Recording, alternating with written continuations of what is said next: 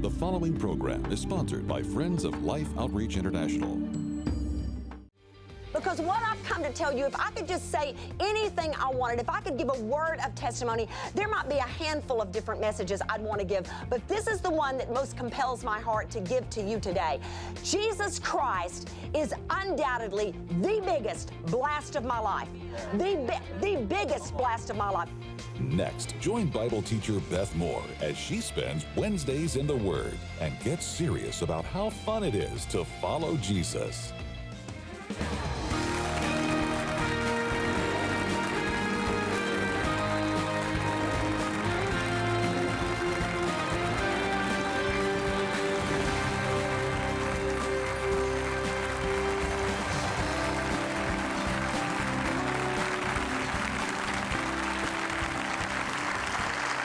Thank all of you.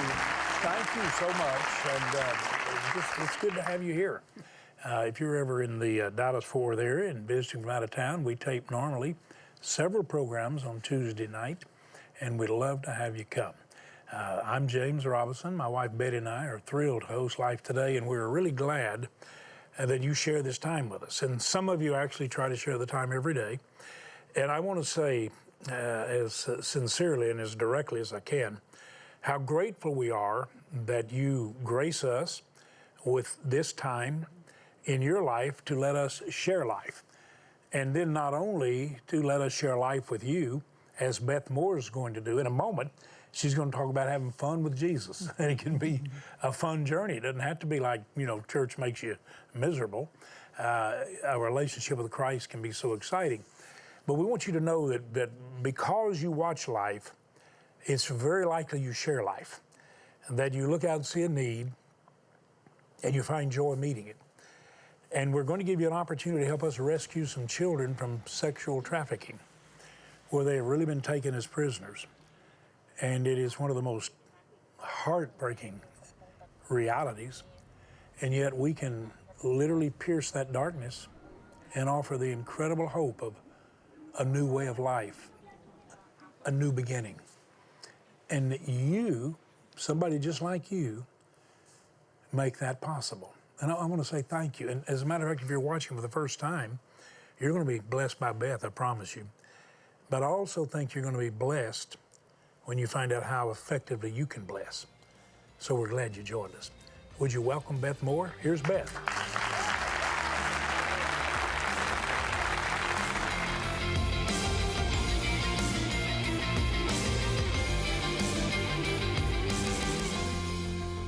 I thought to myself, what if I knew I only had a little while longer and could just talk on some of the only things that I would want to say in the last little while? What would those things be? And one of those I want to share with you in this series. Now, I have to tell you this because it begins with a walk that I took just a few days ago. Now, for those of you on the other side of the screen, you could be anywhere in the world, but I come from South Texas, and you need to know that we have summers that are in 3 digits, and I'm talking about a humidity you could feel like you needed to cut with the shears, the garden shears, to even try to walk through.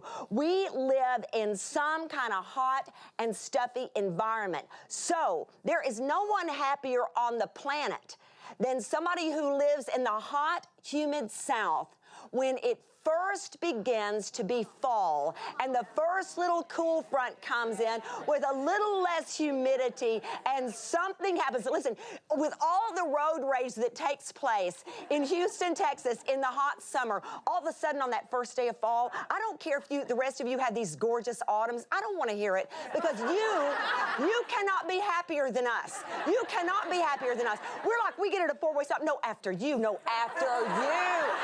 After you. Driving down the freeway, no, by all means, roll down the window. Go in front of me, please. We're in the best mood ever. And so I just could not wait to get outside. We live out in the country and have these woods by us, and so I walk very often in those woods. But let me tell you this, I walk every day. I'm home in those woods. But we have very, very snaky, swampy woods. And I do mean we have lots of snakes, and I do mean we have copperheads, we have coral snakes, and we have water moccasins. Where I live in South Texas, we don't have rattlesnakes, but we have lots of other poisonous snakes, and it's something we just deal with on an ongoing basis. So I brought this to you for a little bit of a visual, because when I go for a walk, I don't care how hot it is in the summer. I don't care if I have on workout gear with a tank top. These kinds of things are on my feet. Now, I wanted to bring you my very own because I have some that I wear constantly, but I'm having to borrow Janice's, my good friend Janice that works with Life Today, so that you could see them, because I could not get them in my suitcase, you can imagine. So I have some exactly like these, and I also have some that are camo down here and zip up the side. I just want you to picture it. And so there I was with my snake boots on. I'm going to tell you about this stick in just a moment.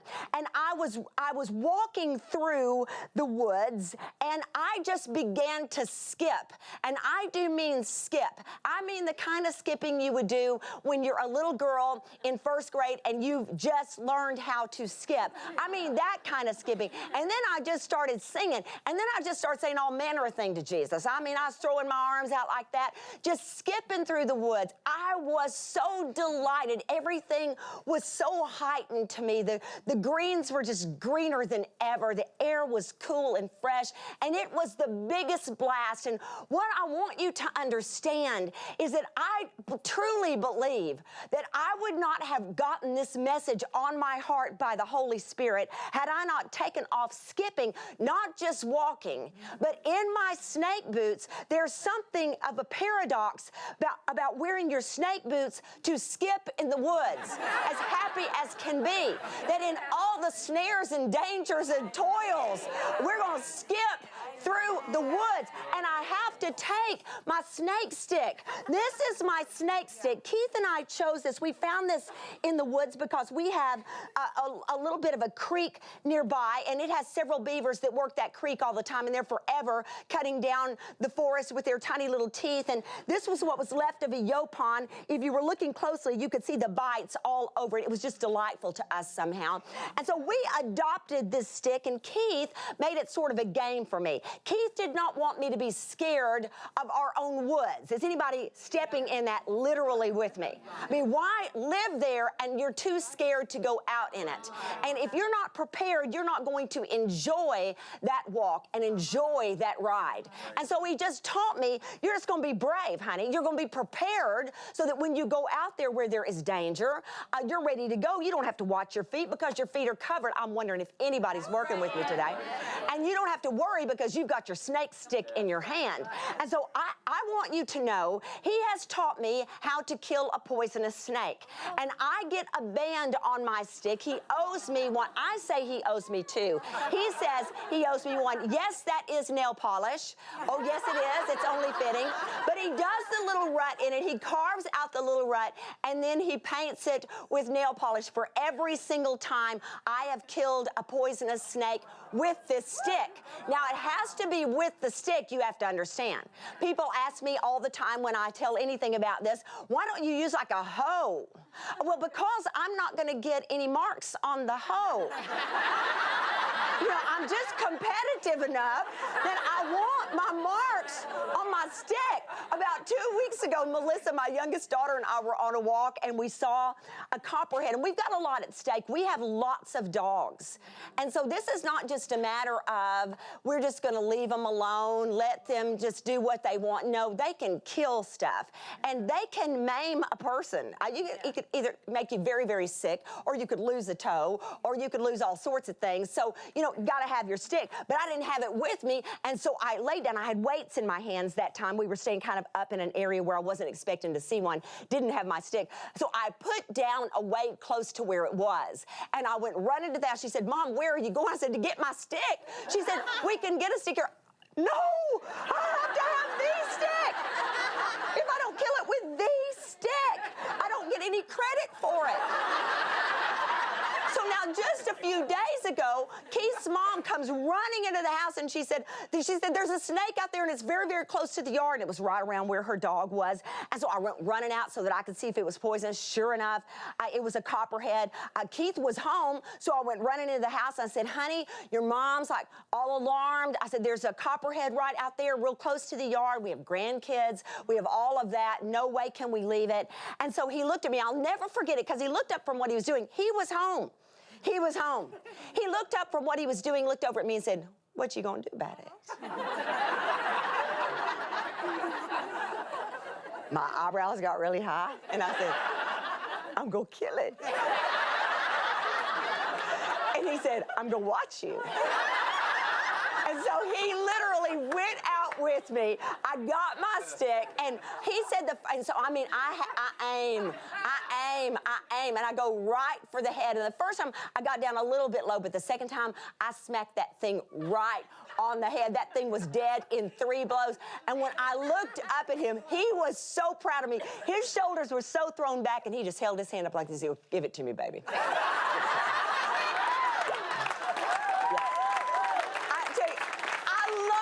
He's proud of me. I love it when he's proud. Nothing makes me happier in the human realm than for Keith Moore to look at me and say, you are one brave woman. Because I am not brave by my nature. Is anybody going with me into this lesson? I'm not brave by my nature. And so what he has taught me is, that are you going to let something drive you out of your own property? Is that what you're going to do? And so here is what I've come to throw at you. Is Jesus the single most exhilarating, exciting part of your life? I want you to see a couple of things here. I want you to see the call of the disciples in a couple of different Gospels. I'll start first by looking at the one in John. Go with me to John chapter 1, and I want to read verses 35 through 39. It says in John 1:35, the next day, again, John was standing with 2 of his disciples, and this is John the baptizer. And it says, and he looked at Jesus as he walked by and said, behold, the Lamb of God. The 2 disciples heard him say this, and they followed Jesus. Jesus saw them following him and turned around and said, what are you seeking? And they said to him, Rabbi, which means teacher, where are you staying? And he said to them, come and you will see. And so they came and saw where he was staying, and they stayed with him that day, for it was about the 10th hour. What they knew was that whatever it was about him, where was he going? Because they wanted to go that direction too. I love that he just threw it out there. He didn't say exactly where he was staying. He just said, come and see. That's how Jesus is. I'm not going to tell you exactly where we're going. I'll tell you ultimately where this thing goes. But for now, I'm just going to say, why don't you come and see? Do you find something about me magnetic, he might say? Is there something about me that makes you want to follow me? Then here's what I'm going to say to you. Come. Why don't you just see where this thing goes? I want to throw out to you the top 5 ways we drain all the fun out of following Jesus. See, what I want to do in this series is this. I want to get serious about having fun with Jesus. Amen. Somebody already is just too hyper religious to even be comfortable with my terminology. But listen, you go ahead and do your thing. I'm going to skip through the woods in my snake boots. I am. Because what I've come to tell you, if I could just say anything I wanted, if I could give a word of testimony, there might be a handful of different messages I'd want to give. But this is the one that most compels my heart to give to you today. Jesus Christ is undoubtedly the biggest blast of my life. The biggest blast of my life. I'm not here just to give you a motivational speech. I'm not just here to build you up. What I'm here to do is challenge you. Would you be willing to say, what on earth are those people talking about? And if that's true, Jesus, I want to know you like that.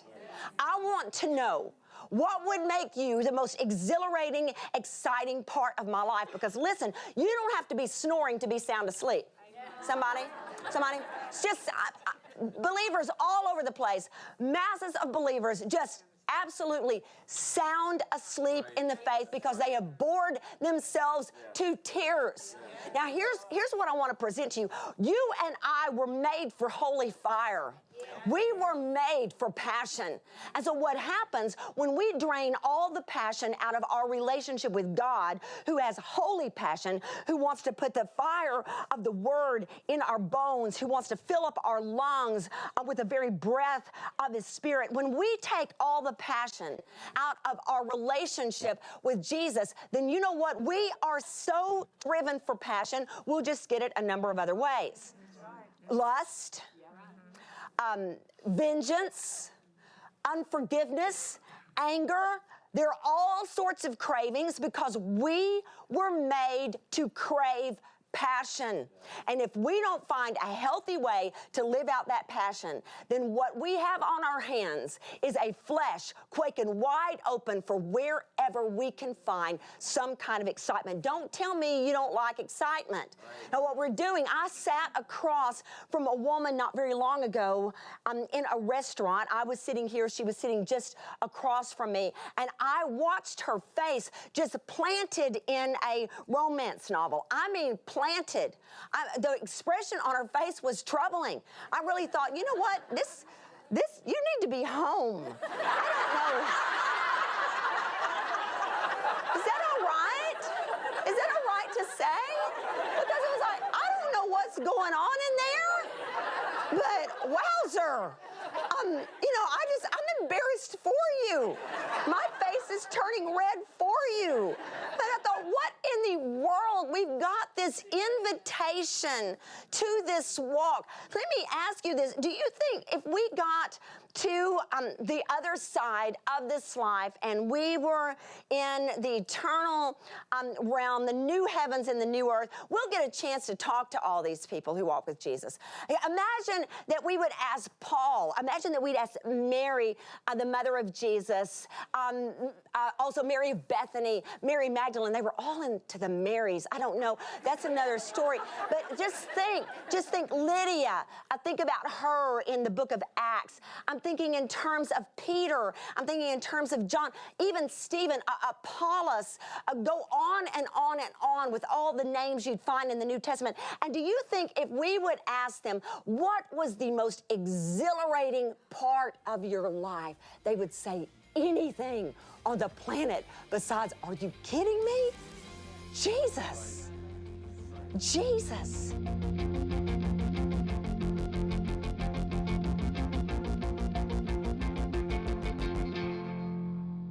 Oh, Beth, and I know you watch as often as you can. I know you watch Life every day when you can, and I know you like to check in on the times you're teaching. And I just want to tell you, you really are a blessing. And Beth, as you said, all of those individuals you referenced, to be able to say the most exhilarating, exciting thing in their life is Jesus. I can tell you, Betty, I've been a Christian, really and truly. I'm sure your life and prayers in some way impacted me, even coming to Christ, and certainly afterwards. And then I impacted your life because as a sweet little church girl, you realized you didn't know the Lord and came to give your life to Christ. But I have lived my life amazed. As a matter of fact, I'm writing a book, should be out by the end of the year, Living Amazed. I have lived amazed in the presence of God. And the exciting thing about living amazed in His presence is that it's something He invites all of us to do. To live in not only the amazing grace, but the manifest presence and power of the living Christ and the power of His Spirit in us and in the lives of His people. I hope you'll look forward to getting that book, but above all, living amazed yourself. I want you to look in at a situation where you're going to hear the story of a very young girl. And it's a very difficult situation. It's one that requires a miracle that only love can make possible. But you and I can release love that transforms and truly delivers. Please watch carefully and prayerfully. Would you please? In impoverished areas of Southeast Asia, all too often, girls like 15-year-old Srey Nang fall for too good to be true offers of a better life in the city. It's most often presented as an honorable job, but is soon discovered as something much darker. ហើយទៅបានមកធ្វើការនៅពេញនេះបានមកធ្វើការនៅលើសាមម៉ែឪទុកលំបាកហើយដល់ទៅអេចាយតើនិយាយចូលខ្ញុំនឹកឃើញម៉ែខ្ញុំជឿក្នុងបានខ្ញុំសុខចិត្តទៅបានគេចាញ់បោកគេចាក់សោទុកនៅផ្ទះនៅរហូតបើយើងអត់ព្រមទទួលគេទទួលភ្ញៀវគេអត់ឲ្យយើងស៊ីបាយហើយគេជេរយើងគេវាយយើងដែរនឹកឃើញតែម៉ែដើរទៅអេចាយរហូតតំអូនទៅអីម៉ែតស៊ូរហូតដើម្បីចំកូន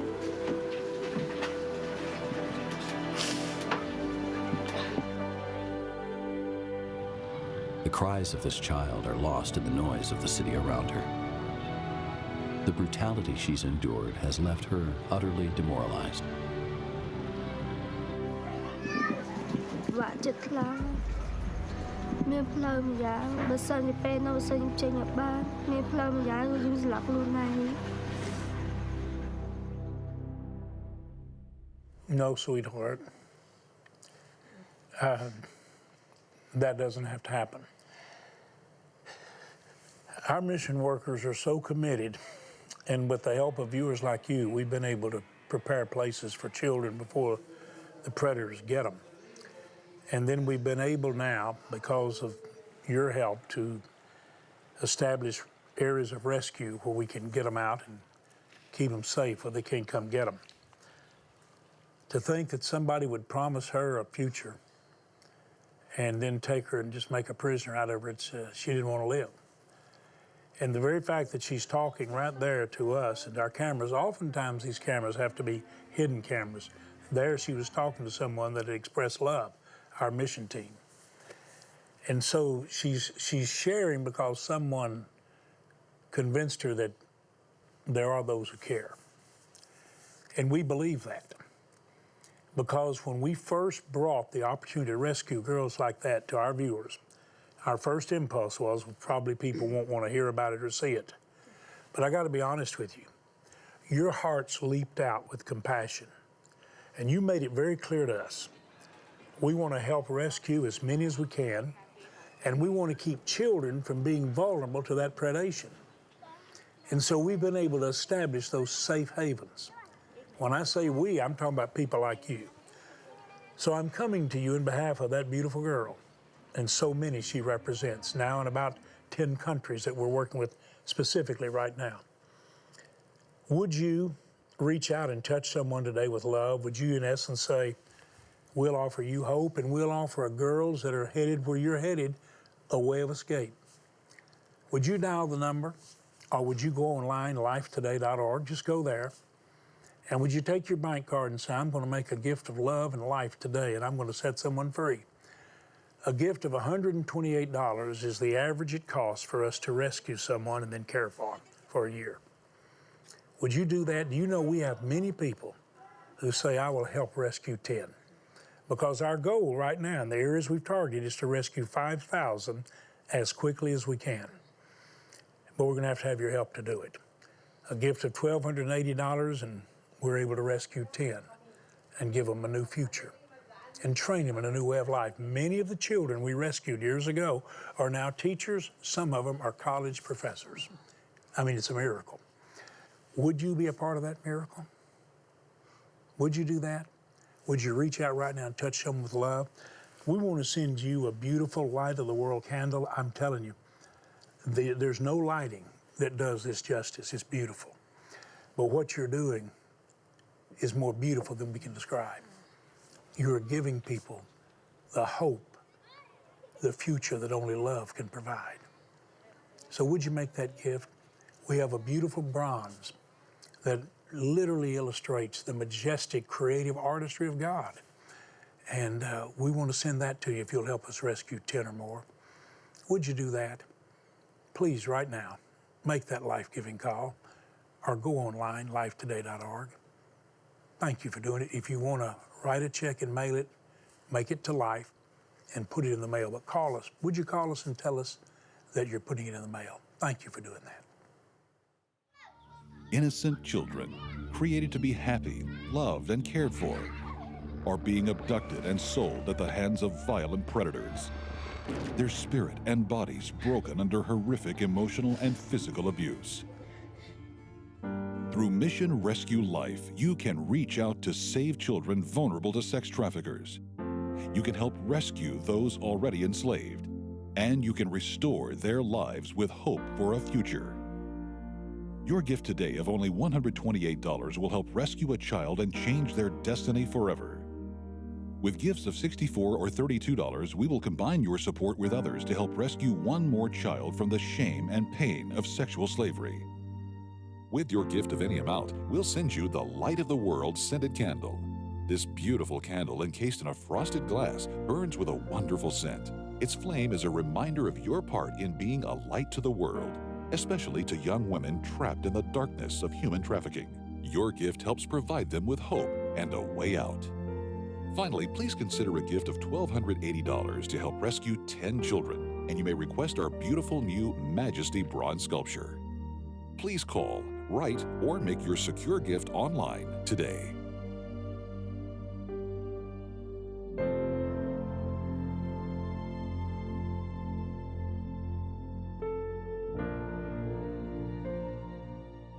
There's no way that I can describe how effective your love will be when it's expressed in the area we've talked about.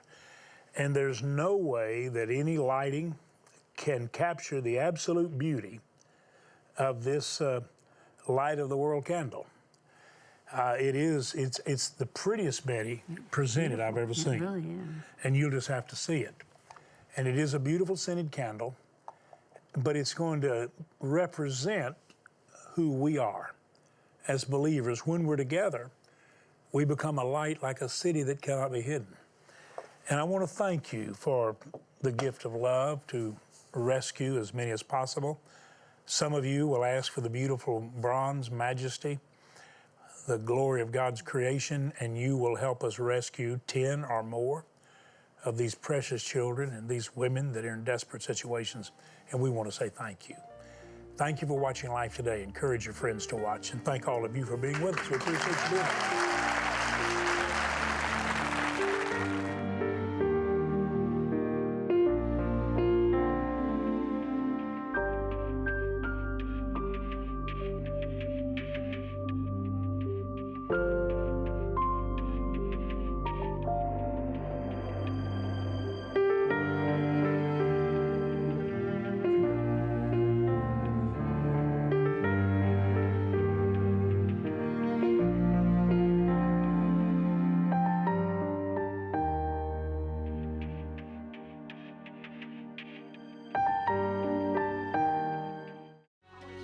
Tomorrow, chief storyteller for the A21 campaign, Bianca Olthoff, voices her calling to rescue people from the horror of human trafficking. Life Today is made possible by the supporters of Life Outreach International. Your gift will be used exclusively for the exempt purposes of life. The ministry features specific outreaches as examples of the programs it supports and conducts. Gifts are considered to be without restriction as to use unless explicitly stipulated by the donor. The ministry is a member of the ECFA.